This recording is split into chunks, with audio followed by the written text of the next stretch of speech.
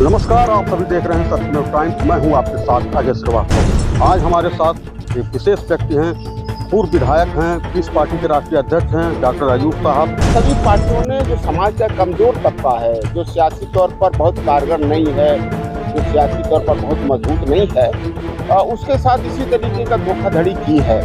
बड़ा जन सैलाब लेकर के आप 2012 से पहले लोकसभा चुनाव में आए थे। काफी जनाधार आपका बड़ा।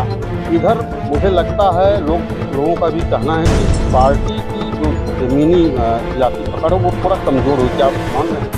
नहीं, देखो, ऐसा है ना कि लोगों को ये पता है कि पीस पार्टी जो न्याय की पार्टी है, पीस पार्टी समाज के कमजोर तबकों, गरीबों की पार्टी है। पीस पार्टी मुसलमानों की, पिछड़ों की और दलितों की पार्टी है। नमस्कार, आप सभी देख रहे हैं सत्यमेव टाइम्स। मैं हूं आपके साथ अजय श्रीवास्तव। शुरू हो गया है चुनाव और शुरू हो गए हैं चुनावी वादे। आज हमारे साथ एक विशेष व्यक्ति हैं, पूर्व विधायक हैं, पीस पार्टी के राष्ट्रीय अध्यक्ष हैं, डॉक्टर अयूब साहब। हम उनसे बातचीत करेंगे क्योंकि उन्होंने कल अपना नामांकन दाखिल किया है। अपनी जीत को लेकर के और खासकर पार्टी की नीतियों को लेकर वो क्या कुछ कहेंगे। अयूब साहब, सबसे पहले सत्यमेव टाइम्स में आपका बहुत बहुत स्वागत है। जानना चाहेंगे कि आपने कल अभी नामांकन किया है, पूर्व में आप विधायक रहे हैं, 12 से 17 तक का आपका कार्यकाल रहा। अब किस एजेंडे को लेकर के चुनावी मैदान में? देखिए, जो भी पार्टियां सत्ता में आई हैं, चाहे वो हिंदुत्व के नाम पर, दलित के नाम पर, पिछड़े के नाम पर, सेकुलर के नाम पर, किसी पार्टी ने लोगों को न्याय और इंसाफ नहीं दिया है। कहने जैसे एक मैं मिसाल दे दूं कि समाजवादी पार्टी ने अपने मैनिफेस्टो में 2012 में कहा था कि मुसलमानों का प्रतिनिधित्व सरकारी नौकरियों में नहीं है और हम 18% सरकार बनेगी तो हम 18% आरक्षण देंगे। मगर उन्होंने उनको देने के बाद अपने समाज का 50% चपरासी से लेकर के और एसडीएम तक भर्ती किया। इसी तरीके से सभी पार्टियों ने जो समाज का कमजोर तबका है, जो सियासी तौर पर बहुत कारगर नहीं है, जो सियासी तौर पर बहुत मजबूत नहीं है, उसके साथ इसी तरीके का धोखाधड़ी की है। अगर इन्होंने संविधान के अनुरूप समाज के सभी वर्गों को अगर न्याय इंसाफ दिया होता तो शायद पीस पार्टी बनाने की जरूरत नहीं पड़ी है। हमारा कार्यकाल 2012 से लेकर 17 तक रहा है और लोगों ने ये महसूस किया है कि हमारे विधायक काल में लोगों को ये जानकारी हो पाए कि विधायक निधि होती है जो क्षेत्र के विकास के लिए होती है, और उससे पहले विधायक निधि लोगों को पता नहीं था। 2017 के बाद भी भाजपा का विधायक यहाँ पर हुआ, पर उससे भी लोगों को पता नहीं चला कि विधायक निधि का कोई काम नहीं हुआ। मगर मैं मुसलमान हूँ, इस पार्टी का अध्यक्ष हूँ, यहाँ से विधायक रहा हूँ 2012 से 17 तक। मगर हमने सिर्फ मुसलमान के लिए नहीं बल्कि जितनी समाज की हिस्सेदारी रही है उसको, समाज को उनके विकास का राशि उन तक पहुँचाने का काम किया है। और करीब 365 गांव है, ऐसा कोई गांव नहीं बचा है जहां कुछ न कुछ विधायक से काम न हुआ हो। एक बड़ा जन सैलाब लेकर के आप 2012 से पहले लोकसभा चुनाव में आए थे। काफी जनाधार आपका बड़ा। इधर मुझे लगता है लोगों का भी कहना है कि पार्टी की जो जमीनी सियासी पकड़ है वो थोड़ा कमजोर हुई। क्या आप मान रहे हैं? नहीं, देखो, ऐसा है ना कि लोगों को ये पता है कि पीस पार्टी जो न्याय की पार्टी है, पीस पार्टी समाज के कमजोर तबकों, गरीबों की पार्टी है। पीस पार्टी मुसलमानों की, पिछड़ों की और दलितों की पार्टी है। अगर ये सत्ता में आ गई, ये मजबूत हो गई है, तो सपा, बसपा, कांग्रेस, भाजपा जैसे दल वो बिल्कुल निष्क्रिय हो जाएंगे, उनका कोई अस्तित्व नहीं बचा रह जाएगा।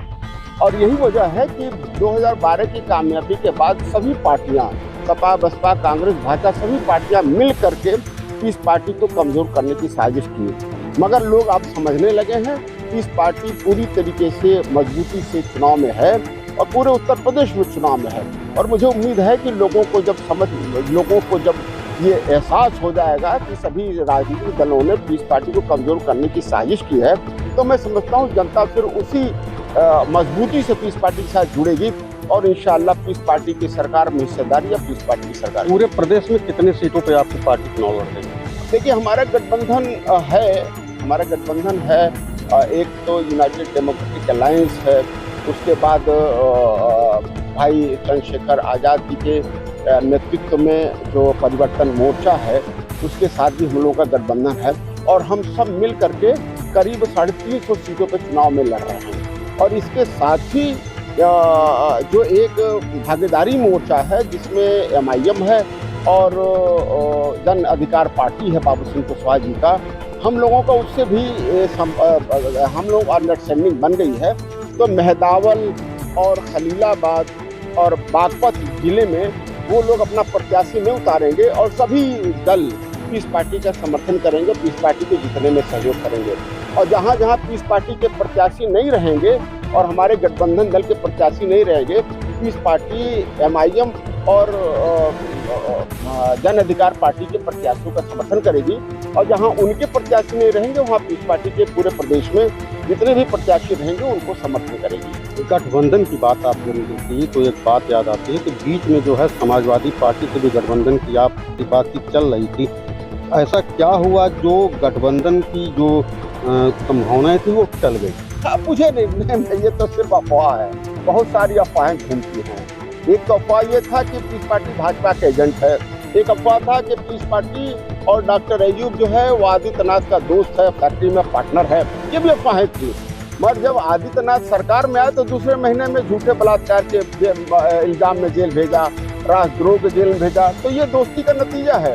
उसी तरीके से आज अफवाह फैला रहे हैं कुछ लोग कि पीस पार्टी उलमा कराम की जो है मुखालफत करती है, उनके विरुद्ध है। ये क्या था मामला जो बार बार यही कर है ना, ये सारी जो है सपा बसपा कांग्रेस में जो मुसलमान हैं, जो उनके पिट्ठू हैं, वो इस तरह का अफवाह हमेशा फैलाते रहे ताकि पीस पार्टी मजबूत ना हो। और मैं समझता हूँ कि उनके नेतृत्व का ये संदेश होगा किस तरह से पीस पार्टी को कमजोर किया जाए।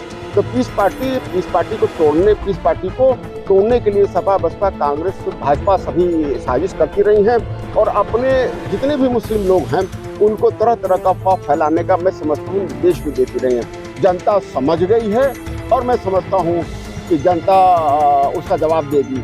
जहाँ तक रहा समाजवादी पार्टी से गठबंधन का, तो 2022 के चुनाव में मेरा किसी तरह से कोई संपर्क समाजवादी पार्टी से नहीं रहा है। सिर्फ पीस पार्टी को कमजोर करने के लिए अफवाहें उड़ाते रहे हैं कि हमारे कार्यकर्ता गठबंधन के नाम पर कार्य न करें, शिथिल पड़ जाएं। मगर हम उनकी साजिशों को समझ गए हैं और हम चुनाव अकेले लड़ रहे थे और बाद में सभी पार्टियों से गठबंधन हुआ। तो जहाँ तक समाजवादी पार्टी की सवाल है, समाजवादी पार्टी से किसी तरह का कोई संबंध पीस पार्टी का 2022 में न रहा है और हमारा कोई उनसे बातचीत नहीं हुई। अभी एक बड़ी खबर निकल के सामने आ रही जो सोशल मीडिया पे चल रहा है कि यहाँ से घोषित प्रत्याशी अब्दुल कलाम का टिकट जो समाजवादी पार्टी को उनका काट दिया गया है, उनके स्थान पर जय चौबे को लाया जा रहा है। इस बात को लेकर क्या कहते हैं? ये देखो, उनका भी तो समाजवादी पार्टी का अंदरूनी मामला है, वो तो वो फैसला करेंगे। मैं पार्टी का अध्यक्ष हूँ तो मैं फैसला करूँगा कि किस विधानसभा से कौन प्रत्याशी लड़ेगा और कौन उसमें चुनाव में हिस्सा लेगा। ये तो मैं समझता हूँ कि ये समाजवादी पार्टी का अंदरूनी मामला है, इसमें मुझे कुछ नहीं। क्या कहीं आपने अभी बार कहा कि 18% वाला जो आरक्षण देने के बाद कहीं लगता है कि मुसलमानों का हित समाजवादी पार्टी करती है, मुस्लिम विरोधी है? नहीं, ये तो बिल्कुल साफ है ना। समाजवादी पार्टी नहीं, सपा बसपा कांग्रेस भाजपा, मेरा तो ये मानना है, पीस पार्टी मानना है कि नाम सबका अलग अलग है, नाम सिर्फ अलग अलग है, मगर काम सिर्फ इतना ही है कि समाज के अपने लोगों को धोखा देना। हिंदुत्व के नाम पर अगर भाजपा आई है तो सभी हिंदू समाज को बराबर नहीं मानती। पिछड़ों के नाम पर, मुसलमानों के नाम पर अगर समाजवादी पार्टी आई है तो वो सारे पिछड़ों को हक अधिकार नहीं देती अपने समाज के बजाय, तो मुसलमानों को भी नहीं देती। इसी तरीके से बसपा का है, वो बात तो करती है कि बहुजन की बात करती है, मुसलमानों की बात करती है, उपेक्षित की बात करती है, पर सिर्फ अपने समाज के लिए काम करती है। तो इस तरह का काम तो सारी पार्टियां कर रही हैं, सिर्फ समाजवादी पार्टी नहीं बल्कि सभी पार्टियां कर रही हैं। मैं समझता हूँ कि पीस पार्टी सरकार में आएगी इंशाल्लाह एक न एक दिन, और पीस पार्टी आएगी तो समाज के सभी वर्गों को बिना उनको धार्मिक भेदभाव किए सबको इंसाफ देगी और सबको उनका हक देगी और जुल्म का खात्मा करेगी। अयूब साहब का कहना है कि पीस पार्टी की सरकार आएगी और जुल्म का खात्मा करेगी, लेकिन इस बीच एक बड़ा सवाल ये भी है अयूब साहब, हम आपसे ये भी जानना चाहेंगे कि आफ्ताब आलम यहाँ बीएसपी के कैंडिडेट हैं, बार बार आपके ऊपर वो जुबानी हमला बोलते हैं, क्या कहना चाहेंगे पूरे मामले में? देखिए, कहावत है अधजल गगरी छलकत है नहीं जी, तो जिसमें कुछ नहीं रहता वो छलकता बहुत है। कई जगह से चुनाव लड़ चुके हैं, मुझे उनके बारे में नहीं कहना है। पीस पार्टी और डॉक्टर अयूब समाज की सेवा के लिए आए हैं, और जितने प्रत्याशी लड़ रहे हैं वो सब धंधे के लिए आए हैं। तो लोग धंधा कर रहे हैं और धंधा करके कल दिखेंगे नहीं। इस पार्टी 2012 में जीती, तब भी रही 2012 से 17 तक। 17 में चुनाव हारी, तब भी जनता के साथ रही, उनके सुख दुख में बैठी रही। इस बार भी 22 में भी जीतेंगे तब भी जनता के साथ रहेंगे, नहीं जीतेंगे तब भी रहेंगे। मगर जितने आज लोग सपा बसपा भाजपा कांग्रेस के कैंडिडेट हैं वो कल दिखेंगे नहीं, क्योंकि सभी धंधे के लिए आए हैं। भाजपा विकास की बात करके सरकार बनाने के दावे कर रहे, समाजवादी गठबंधन के भरोसे है। आप सरकार में भागीदारी बनने की बात कर रहे हैं, तो बीजेपी की अगर हुकूमत आ गई तो आप उसमें पार्टनरशिप कैसे होंगे? पार्टनरशिप बिल्कुल साफ है। जो हमारे एजेंडे पर पीस पार्टी का सहयोग करेगा उसका हम सहयोग लेंगे। अगर भाजपा को लगता है कि पीस पार्टी सबको न्याय देगी, अगर बाहर से रखे हमको समर्थन देती है, बिल्कुल लेने के तैयार हैं। अयूब साहब, आप एक कुशल सर्जन हैं, चिकित्सा क्षेत्र से सीधे आप राजनीति में आए और मजबूती के साथ आप अपनी सियासी जमीन को भी बनाए। लोकसभा चुनाव में जब राजेश सिंह आपके पार्टी से चुनाव लड़े थे तो एक समय बाकी उम्मीदवारों के, अन्य पार्टियों के उम्मीदवारों की सांसें थम सी गई थी। फिर 2012 में एक बड़ा चमत्कार हुआ, आप विधायक बने। अब इस बार यदि आप विधायक चुने जाते हैं तो मैं जानना चाहूँगा, हमारे दर्शक भी जानना चाहेंगे, कौन से ऐसे बड़े काम जो आप अपने जहन में हैं वो करवाना चाहेंगे? देखिए, सबसे बड़ा जो समस्या यहाँ पर है कि यहाँ पर कोई उद्योग धंधा नहीं, जो मूल रूप से समस्या है। तो क्या लगता है आज भी 50% महिलाएं वो शौच करती हैं मैदान में। आज भी सड़कें बदहाल हालत में हैं। तो जब तक ये इंफ्रास्ट्रक्चर नहीं बनेगा, मैं पढ़ा लिखा आदमी हूँ, मैं जानता हूँ कि समाज और क्षेत्र के विकास के लिए इंफ्रास्ट्रक्चर जो है, मूलभूत सुविधा जो है वो जरूरी है। तो पहले तो लोगों को शुद्ध पानी मिले, लोगों को शौच का व्यवस्था हो, लोगों की सड़क मोदी जी तो व्यवस्था कर रहे हैं शौच की। अब मोदी जी कोई चीज सच बोले हो तो बताएं आप। मोदी जी आज तक तो कोई बोले नहीं है। मैं तो समझता हूँ कि अगर पूरे दुनिया में झूठ का मेडल देना पड़ा 1 नंबर का, तो मोदी जी का नाम शायद आएगा पहले बार। तो मोदी जी क्या कहते हैं, योगी जी क्या कहते हैं? एक संत है जो हमेशा ठोकने की बात करते हैं, गर्मी निकालने की बात करते हैं। मुझे लगता है कि संत की परिभाषा नहीं है। एक प्रधानमंत्री, एक ऐसा प्रधानमंत्री इस देश का हुआ है जिसके किसी बात पर कोई विश्वास नहीं करता, चाहे उसके पार्टी का भी उनको विश्वास नहीं करता। तो ये मैं समझता हूँ कि ये देश का दुर्भाग्य है, इस प्रदेश का दुर्भाग्य है कि एक ऐसा संत है जो आतंक फैलाता है और एक ऐसा प्रधानमंत्री है जो हमेशा असत्य बोलता है। क्योंकि इंफ्रास्ट्रक्चर की आप बात कर रहे हैं, अभी बात हम लोगों का बीच में रुक गया था। वो कौन से प्रमुख काम है जो आप कराएंगे? देखिए, सबसे पहले तो सड़कें ठीक हो, विधानसभा की सभी सड़कें, आवागमन सब तक नहीं रहेगा। हमने टेमा से समझाओं वाली सड़क थी जो उसमें धान रोकते थे, बनवाने का काम, हमने 36 करोड़ रुपए का सरकार से लड़ करके वो सड़कें बनवाई और आज जो सड़कें बनी थी वही आज भी है। मैं कोशिश भालचंद बनवाए थे, अब भालचंद कुछ थे नहीं, बनवाएंगे इसे। वो समाजवादी पार्टी में भी नहीं थे, बनवाएंगे इसे, भालचंद कैसे बनवाएंगे? वो पीस पार्टी बनवाई है, सभी लोग जानते हैं इसको। पीस पार्टी बनवाई हुई सड़क को, और जितना भी विकास का काम हुआ है आज तक कभी किसी ने कोई काम नहीं किया। पीस पार्टी सड़कें बनवाएगी और सोच का पूरा व्यवस्था करेगी। कोई न कोई कल कारखाना, हमारा सूत मिल बंद है, उसको चालू करने की कोशिश करेगी।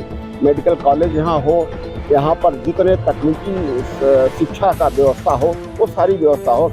और मैं ये कोशिश करूँगा कि इस क्षेत्र के लोगों को मुंबई और दिल्ली और बम्बई दूसरी जगह जाने के बजाय यहाँ भी उन्हें रोजगार मिले, यहाँ अपने परिवार के साथ सुख चैन से रहें। ये हमारी प्राथमिकता रही और इंशाल्लाह मैं करूँगा। कुशल सर्जन होने के नाते डॉक्टर अयूब का साफ तौर पे कहना है कि इस बार यदि उनको जीत मिली तो इंफ्रास्ट्रक्चर पे बेहतर से बेहतर कार्य होंगे, रोजगार के अवसर पैदा होंगे और तमाम विकास कार्य कराए जाएंगे। सत्यमेव टाइम्स के लिए संत कबीर नगर से मैं अजय श्रीवास्तव।